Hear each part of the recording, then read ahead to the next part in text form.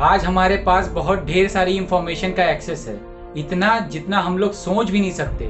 इतना कि आज तक की ह्यूमैनिटी कभी इतना इंफॉर्मेशन से लबालब नहीं थी। किसके ज़रिए ये पॉसिबल हुआ?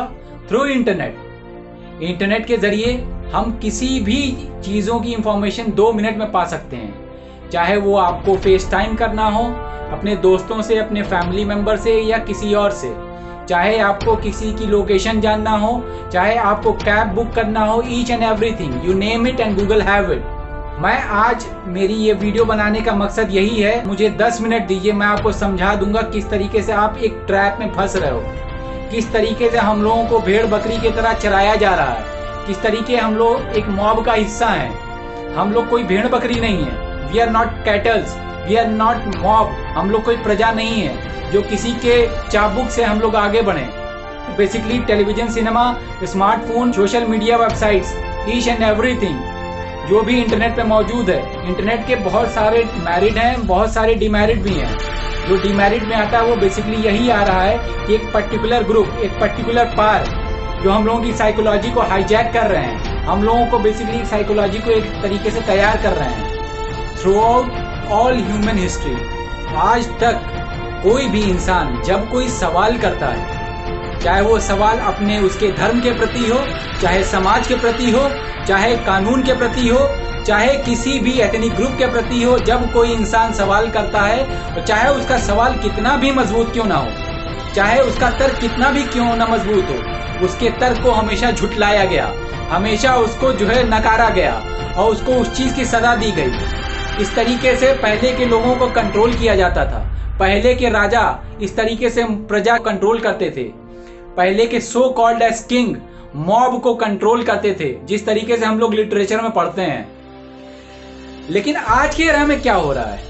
आज के एरा में तो सब कुछ सॉर्टेड है, एवरीथिंग इज करेक्ट ना, isn't it? Each and everything, सारी इंफॉर्मेशन तो हमारे इंटरनेट पे मिलती है। हमें नहीं लगता, आज बहुत ईजी लगता है ना ये कहना कि 100 साल पहले कैसे लोग थे जो इस तरीके की प्रथाओं को, जो इस तरीके के ट्रेडिशन को, जो इस तरीके के कस्टम को फॉलो करते थे, और जो फॉलो नहीं करते थे वो कोई सवाल भी नहीं करते थे। क्यों? आज के जमाने में कोई गलती नजर नहीं आती आपको? चाहे वो टेलीविजन, सिनेमा हो, न्यूज चैनल हो, सोशल मीडिया वेबसाइट्स हो, Facebook, Instagram, each and everything, जिससे हम लोग कंट्रोल किए जा सकते हैं। हम लोग उनका पार्ट बन रहे हैं, हम लोग जाने अनजाने में उनका हिस्सा बन रहे हैं, उनके बताए हुए एक्शंस में पार्टिसिपेट कर रहे हैं, जो हम लोगों को नहीं करना है। हम लोग कोई रिलीजन को फॉलो नहीं कर रहे हैं, हम लोग कोई ग्रुप को फॉलो नहीं कर रहे हैं, हम लोग एक इंडिविजुअल हैं। हर इंडिविजुअल की एक सोच होती है। हर साल हम लोग मिलियंस ऑफ डॉलर्स खर्च करते हैं सिर्फ ये जानने के लिए कि आउटर स्पेस में, कहीं यूनिवर्स में लाइफ एग्जिस्ट करती है कि नहीं करती है, क्या वहाँ पे लाइफ पॉसिबल है कि नहीं पॉसिबल है, ताकि इंसानों को वहाँ माइग्रेट किया जाए, वहाँ शिफ्ट किया जाए। समझ रहे हैं मैं क्या कहना चाहता हूँ? लेकिन उस चीज़ की परवाह किए बगैर कि करोड़ों करोड़ स्पीशीज इसी दुनिया मौजूद है, लेकिन हम लोग उसकी कोई केयर और कोई परवाह नहीं करते। हम लोग जिस ग्रुप से बिलोंग करते हैं, हम लोग जिस फैमिली से बिलोंग करते हैं, हम लोग जिस रिलीजन से बिलोंग करते हैं, हम लोग जिस कंट्री से बिलोंग करते हैं, हम लोग दूसरे से डिफरेंट हो सकते हैं, पर इतने डिफरेंट नहीं। ऐसे ही, ठीक ऐसे ही समझिए कि जब कोई टेलीविजन के जरिए, स्मार्टफोन में जो भी सोशल मीडिया वेबसाइट्स हैं, इसके जरिए हम लोगों को स्टिमुलेट किया जाता है। Just for the sake an example, मैं आपको प्रूव करने के लिए बस एक छोटी सी बात बोलूँगा कि हम लोग बहुत ढेर सारे एनिमल्स ऐसे देखते हैं कि जो हम लोग लाइव नहीं देखे होते। Just like penguin, just like hippopotamus, just like kangaroo, हम लोग कभी सामने से शायद ना देखे हों, बट उसको स्क्रीन के जरिए देखते हैं। हम लोग ये मान बैठते हैं कि वो चीज़ें इस दुनिया में एग्जिस्ट करती हैं। अगर मैं आपको बोलूं कि ऐसी कोई चीज़ें एग्जिस्ट नहीं करती, तो आप क्या कहोगे? जाहिर सी बात है, आप मुझे क्वेश्चन करोगे। यही क्वेश्चन आपको उस ग्रुप से करना है। क्या मैं सही बोल रहा हूं? क्या वो सही बोल रहा है? ये सवाल जब आप सबसे करोगे, और ये सवाल उससे करने से पहले सबसे पहले अपने अंदर सोचेंगे कि ये सवाल, ये जो पर्टिकुलर चीज़ है, ये क्या सही है? जब आपको क्वेश्चन मार्क आ जाएगा तो इसका जवाब आपको खुद मिल जाएगा।